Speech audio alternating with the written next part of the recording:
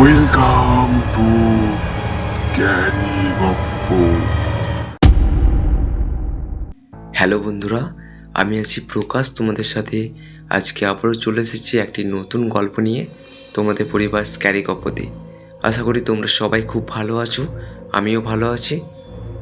তোমরা শুনছো আজকের গল্প সেই রাতে। যারা এখনও চ্যানেলটিকে সাবস্ক্রাইব করোনি তারা তাড়াতাড়ি চ্যানেলটিকে সাবস্ক্রাইব করে সঙ্গে থাকো। তোমাদের পরিবার স্ক্যারি গপ্পতে সামনের দিকে এগিয়ে নেওয়ার জন্য তোমরা একটু সাপোর্ট করো। তোমরা কেউ গল্পটা স্কিপ করো না, প্লিজ গল্পটা শুনতে থাকো। চলো তাহলে গল্পটা শুরু করা যাক।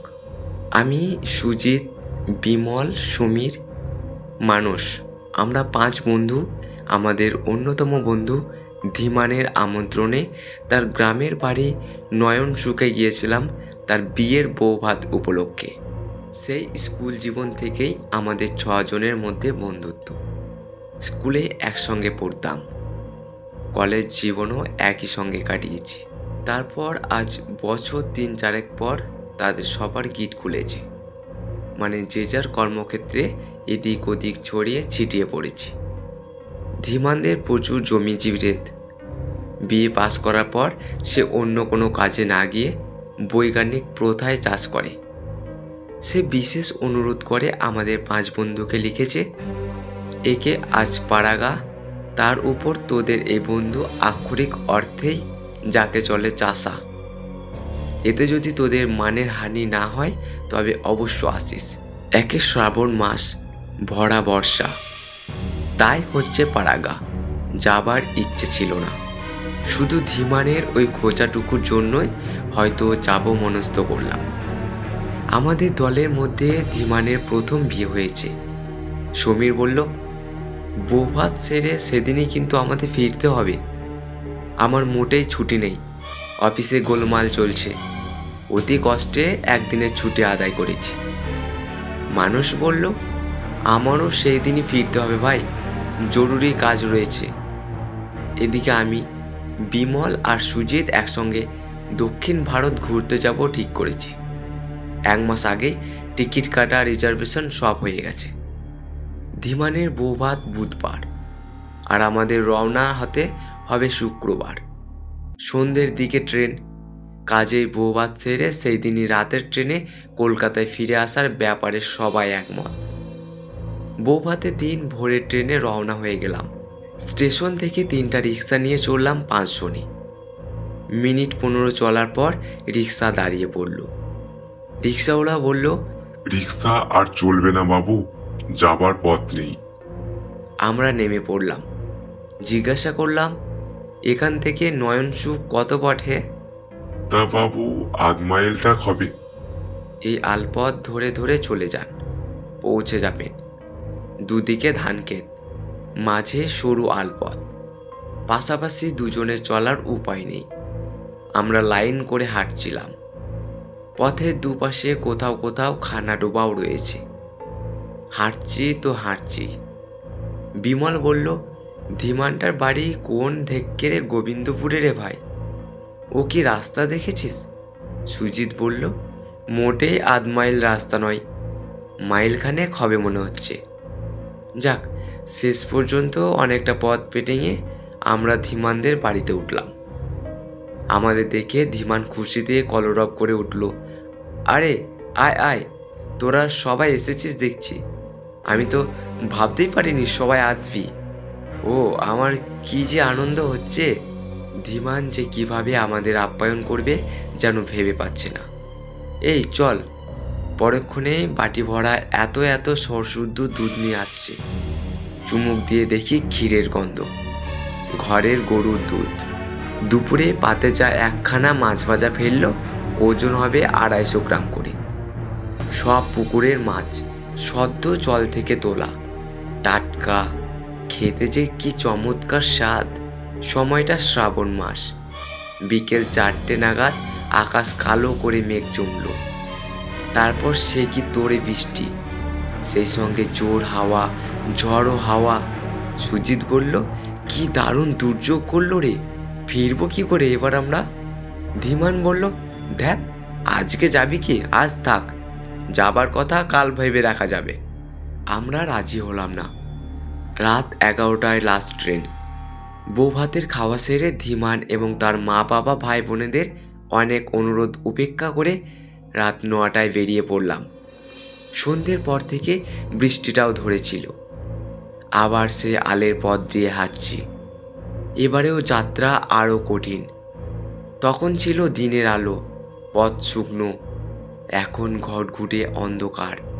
বৃষ্টি হয়ে যাবার দরুন পথ পিছলে ছিল, কাদায় পা বসে যাচ্ছে।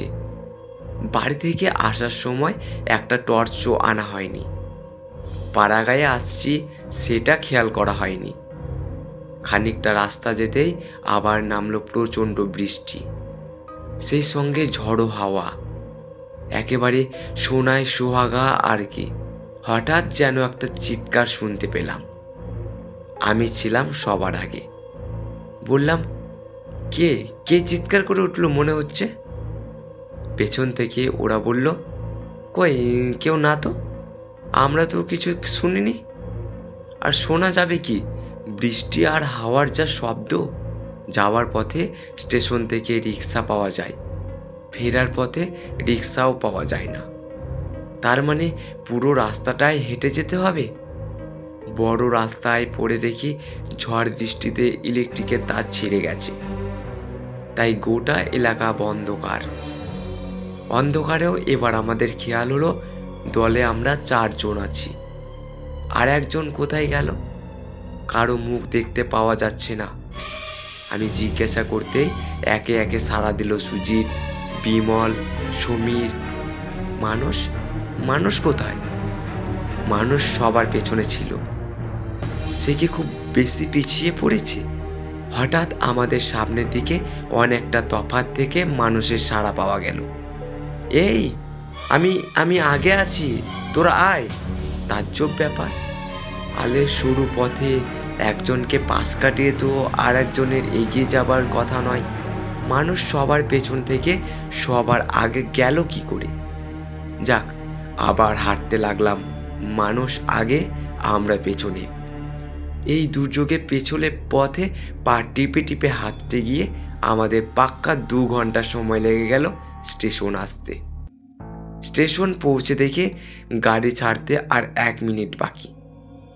দৌড়ে গিয়ে একটা কামরায় উঠে পড়লাম। যাবার পথে ফিরতি টিকিট কেটে রেখেছিলাম। ওঠার সঙ্গে সঙ্গেই গাড়ি দুলে উঠল। আবার দেখলাম আমরা 4 জন।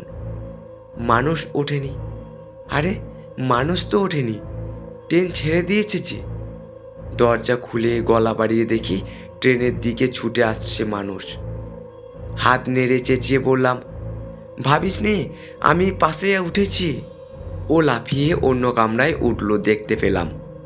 বিমল বলল, মানুষটা কি উল্টোপাল্টো কাণ্ড শুরু করেছে দেখ। এই দেখি সবার পেছনে, আবার দেখি সবার আগে। আমাদের আগে হেঁটে এলো, আমরা উঠে পড়লাম, আরও উঠতে পারলো না। আমি বললাম, উঠেছে, ও অন্য কামরায় আছে। রাতের ট্রেন, ভিড় নেই, বেশ ফাঁকা ফাঁকা। বৃষ্টিতে একেবারে ভিজে গিয়েছিলাম।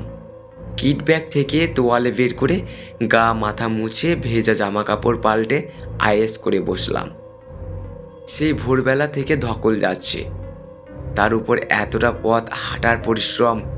গাড়ির দুলতে দুলতে দুলতে ঘুমোতে ঘুমোতে ভোর রাত্রে হাওড়া পৌঁছে গেলাম।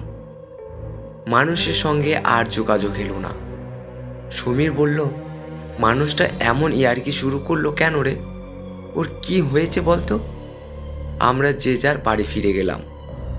শুক্রবার সকালে সেই মর্মান্তিক খবরটা জানতে পেরেছিলাম। ধীমানদের বাড়ি থেকে স্টেশনে আসার পথের পাশে একটা ডোবার মধ্যে মানুষের মৃতদেহ দেখতে পাওয়া গেছে পরের দিন সকালবেলা। মুখে মুখে খবরটা ছড়িয়ে পড়ায় ধীমানরাও কৌতূহলী হয়ে দেখতে এসেছিল। ওরাই মৃতদেহ শনাক্ত করে। ওখানকার পুলিশ কলকাতার পুলিশকে খবর জানায়। কলকাতা পুলিশ মানুষদের বাড়িতে খবর দিয়ে গেছে। ঝড় বৃষ্টির মধ্যেও আমি তাহলে চিৎকারটা ঠিকই শুনেছিলাম। পাহড়কে ডোবায় পড়ে যাওয়ার সময় মানুষই চিৎকার করে উঠেছিল। মানুষ সাঁতার জানতো না, তাই ডুবে মরল। সে আমাদের থেকে বেশ খানিকটা পিছিয়ে পড়েছিল। এবং সে সময়ে প্রচণ্ড দুর্যোগ চলছিল বলে এত বড় ঘটনাটা ঘটে গেল, অথচ আমরা কেউ টেরই পেলাম না। কিন্তু আমি কি দেখলাম? আমি একা নই, আমরা সবাই দেখলাম। চোখের ভুল কি সবার একসঙ্গে হয়? আজকের এই গল্পটা এখানেই শেষ হলো। গল্পটা কেমন লেগেছে অবশ্যই তোমরা কমেন্ট করে জানিয়ে দিও। আর তোমরাও গল্প লিখে পাঠাতে চাইলে ডিসক্রিপশন বক্সে মেল আইডি দেওয়া আছে, সেখানে তোমরা মেল করে দিও। তোমরা একটু সাপোর্ট করো প্লিজ, গল্পটা সবার সাথে শেয়ার করে দাও, একটা লাইক করে চ্যানেলটিকে সাবস্ক্রাইব করে সঙ্গে থেকো।